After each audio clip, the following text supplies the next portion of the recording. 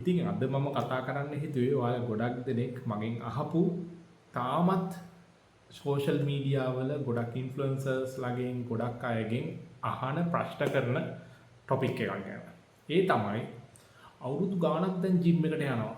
ව්‍යායාම කරනවා, සමහර වෙලාවට එක එක ඩයට් ප්ලෑන් ෆලෝ කරනවා, සමහර ඉන්ෆ්ලුවෙන්සර්ස්ලා අප්ලෝඩ් කරන කන්ටෙන්ට් වල තියෙන වර්ක්අවුට් රූටින් එක්සර්සයිසස් කරලා බලනවා. නමුත් තාමත් ඇගේ කිසිම වෙනසක් නැහැ. බිල්ඩ් වෙලා නැහැ. හයිපර්ට්‍රොෆි සඳහා කරන ව්‍යායාම වලින් මාංශ පේශි වර්ධනය වෙලා නැහැ. ඇබ්ස් ට්‍රේනින් කරනවා, ඇබ්ඩොමිනල් ඒරියා එකේ මසල් එක ඩිවෙලොප් වෙලා නැහැ. ෆැට් බර්න් වෙලා නැහැ. නැත්නම් weight එක ගේන් වෙලා නැහැ. මේ වගේ ප්‍රශ්න තියෙනවා. අපි අද කතා කරමු ඇයි මේ රිසල්ට් එකට යන්න මෙච්චර පමා වෙන්නේ. ඒ වගේම ගොඩක් අයට මේ රිසල්ට් එකට ගන්න බැරි. ඒ කියන්නේ මේ ස්ටිරොයිඩ්ස් ඒ දේවල් ගැන නෙමෙයි මම මේ කියන්නේ. ඇයි මේ සාමාන්‍ය ජිම් එකට ගිහිල්ලා නෝමල් ඩයට් එක ෆලෝ කරලා අපිට පුළුවන් විදිහට මේ ආහාර අරගෙන ඇයි මේ අපිට අපේ මසල්ස් ඩිවෙලොප් කරගන්න නැත්නම් අපේ තියෙන මේ ෆිට්නස් ගෝල් එකට යන්න බැරි. හරි. පළවෙනි කාරණේ මම දැකපු දෙයක් තමයි පහුගිය අවුරුදු 12ක කාලය තුලදී ගොඩක් දෙනෙක් හાર્ඩ් ට්‍රේනින් කරනවා. ඒ කියන්නේ දාඩිය පෙරාගෙන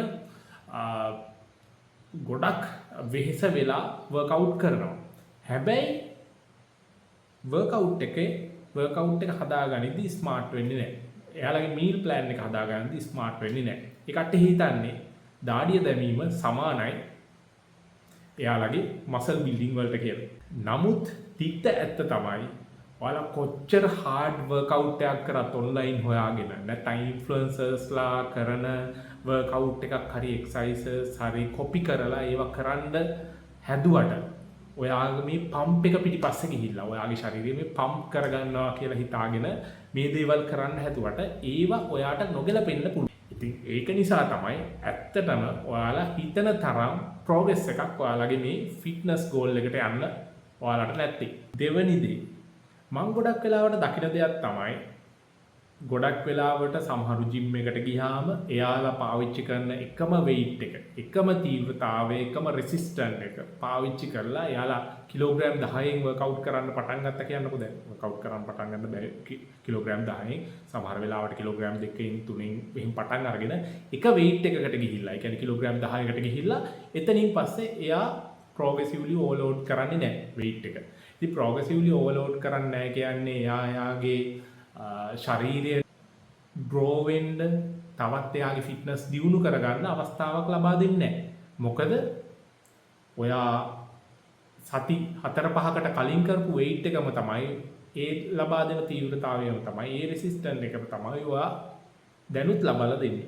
ඉතින් බොඩි එකට ග්‍රෝ වෙන්න නැත්නම් හයිපර්ට්‍රොෆි මාංශ පේශී වර්ධනයට අවස්ථාවක් හම්බෙන්නේ නැහැ. ඊළඟ කාරණේ තමයි දැන් මම කිව්වහම ප්‍රෝග්‍රෙසිව්ලි ඕවර්ලෝඩ් කරන්න කියලා ගොඩක් දෙනෙක් කියයි හරි මම ඕවර්ලෝඩ් කරනවා. නෑ මම මේ කතා කරන්නේ ඊගෝ ලිෆ්ටිං ගැන නෙමෙයි. ඒ කියන්නේ Tamanට පෙන්වන්න ඕනවට සෝෂල් මීඩියා වල පෙන්වන්න ඕනවට තවත් කෙනෙක් එක්ක තරගකාරීත්වයක් ඇති කරගන්න කියලා Tamanට ගොඩක් උස්සන්න පුළුවන් කියලා හිතලා නිවැරදි නොවන ඉරියව්වකින් නැත්තම් වැරදි ෆෝම් එකකින් වැරදි ටෙක්නික් එකකින් ඒ ව්‍යායාමය කරන්න උත්සාහ කිරීම. මේ නිසා ගොඩක් වෙලාවට ඔයාලට රිසල්ට් එකකට වැඩිය අනාගතයේදී ඉන්ජරි එකකට තමයි මුහුණ දෙන්න වෙන්නේ. ඒක නිසා ඒක බිල්ඩ් කරන්නේ ඔයාගේ ඊගෝ එක මිසක් ඔයාගේ මසල් එක නෙමෙයි. හරි. ඊළඟට බහුතරයක් ෆේල් වෙන තැන. ඒ තමයි ආහාර රටාවක් අනුගමනය නොකිරීම. Tamanටම ආවේනික ආහාර රටාවක් ඔයාලා අනිවාර්යයෙන්ම ඔයාලගේ මේ ෆිට්නස් ගෝල් එකට යනවා නම් අනුගමනය කළ යුතුම වෙනවා. හරිද? ඒක නිසා දැන් කුරුල්ලෙක් වගේ කාල හරියන්නේ නැහැ. ඔයාලට පැය 24ක කාලයක් තියෙනවා. මේ පැය 24ෙදී හොඳ නියුට්‍රිෂන් කන්ටෙන්ට් එකක් තියෙන. හොඳ ඉන්ග්‍රීඩියන්ට්ස් තියෙන ආහාරයට ගත යුතුයි ඔයාගේ ගෝල් එකට යාමට නම්. ඒ කියන්නේ සමහරු ස්කිප් කරනවා මීල් එක. සමහර වෙලාවට ඒක ෆාස්ටිං මෙතඩ් එකක් වෙන්න පුළුවන්. ඉන්ටර්මිටඩ් ෆාස්ටිං වගේ ෆාස්ටිං මෙතඩ් එකකට ගිහිල්ලා වෙන්න පුළුවන්. නමුත් සමහර කට්ටිය හිතාමතාම නැත්තම් නොදැනුවත්වම තමන්ගේ මීල් එක ස්කිප් කරගන්නවා. ඉතින් එතනදිත් ඔයාට ඔයාගේ ගෝල් එකට යන්න තවත් දුර වෙනවා මිසක් ලඟ වෙන්නේ නැහැ. ඉන්කන්සිස්ටන්ට්. ඒ කියන්නේ ඔයා ජිම් එකට යනවා සති 2ක් ජිම් එකට යනවා සති 3ක් ජිම් එකට යන්න නැතුව ඉන්නවා. ඒ වගේ on and off ඔයා යනවා ඊට පස්සේ කාලෙකදී යන්න බැරි වෙනවා කියන ඔෆිස් එකේ වැඩ නිසා මේ පවුලේ වැඩේ නිසා මේ ට්‍රිප් එක නිසා ඔයාලට දිගට මේක කන්ටිනියු කරගෙන යන්න බෑ. ඉතින් මේක නිසාත් ඔයාලට හොඳ රිසල්ට් එකකට යන්න බැරි වෙනවා. ඔයා කන්සිස්ටන්ට් මේක හරියට කරගෙන යන්න ඕනේ.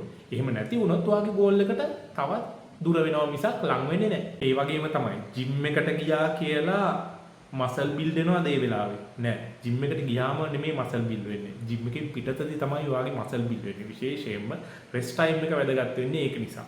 ඒක නිසා ඔයාගේ කැෆීන් ඉන්ටේක් එක නැත්නම් කෝෆි එක නිසා සහ ඔයා TikTok එකේ ස්ක්‍රෝල් කරනවා එහෙටයි මෙහෙටයි ස්ක්‍රෝල් කර ඒකේ තියෙන මේ ෂෝට් වීඩියෝස් රීල්ස් බල බල ඉන්නවට වඩා හොඳ නිින්දක් දෙන්න.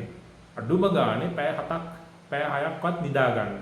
එහෙම නිින්දක් දෙන්න නැතුව ඔයාගේ බොඩි එකට හීල් වෙන්න රිකවර් වෙන්න කාලයක් හම්බෙන්නේ නැහැ. ඉතින් මේක නිසාත් මේ මිස්ටේක් එක නිසාත් ගොඩක් දෙනෙක්ට එයාලගේ ගෝල් එක එන්න එන්න දුර වෙනවා. winners measures beginners guess. ඔයාලා හැම දෙයක්ම මෙෂර් කරන්න. ඔයාලා ට්‍රැක් කරන්න ඕනේ ඔයාලගේ ගෝල් එකට යන පාර. එහෙම ට්‍රැක් කරේ නැති වුනහම ඔයාට හරියට මම කොතනද ඉන්නේ, මගේ weight එක කොතනද, මගේ circumference measurements කොහොමද කියලා මේ වගේ සරලව ට්‍රැක් කරන්න පුළුවන් නම් ඔයාගේ ගෝල් එකට යන පාර තවත් ළඟ වෙනවා. ඒ වගේම මේක හොඳ මොටිවේෂන් එකක් වෙනවා. ඔයාට මේක දිගටම කරගෙන යන්න. ඔයාලත් සති 4කට පස්සේ මට කිලෝග්‍රෑම් 10ක් 15ක weight loss එකක් බලාපොරොත්තු වෙනවා කියලා කෝච්ගෙන් ඉල්ලන කෙනෙක්ද?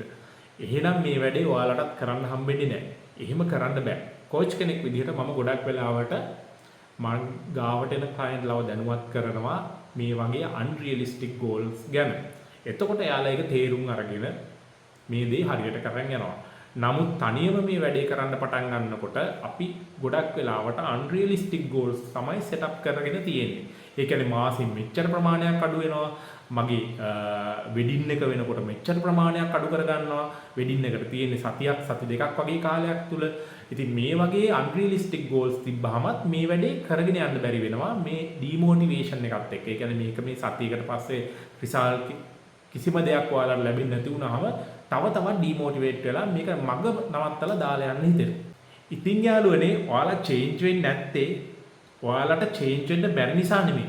ඔයාලට අනිවාර්යයෙන්ම කරන්න පුළුවන්. හැබැයි ට්‍රැක් කරන්න, හරියට රියලිස්ටික් ගෝල් එකක් තියාගන්න, හරියට මීල් ප්ලෑන් එකක් හදාගන්න, හරියට වර්ක්අවුට් ෂෙඩියුල් එකක් ඔයාලටම ගැලපෙන විදිහට හදාගන්න ඔයාලට පුළුවන් වෙන්න ඕනේ.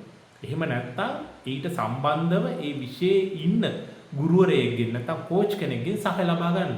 අන්තිමටම කියන්න තියෙන්නේ smart training beat hard training every single time. ජය වේවා.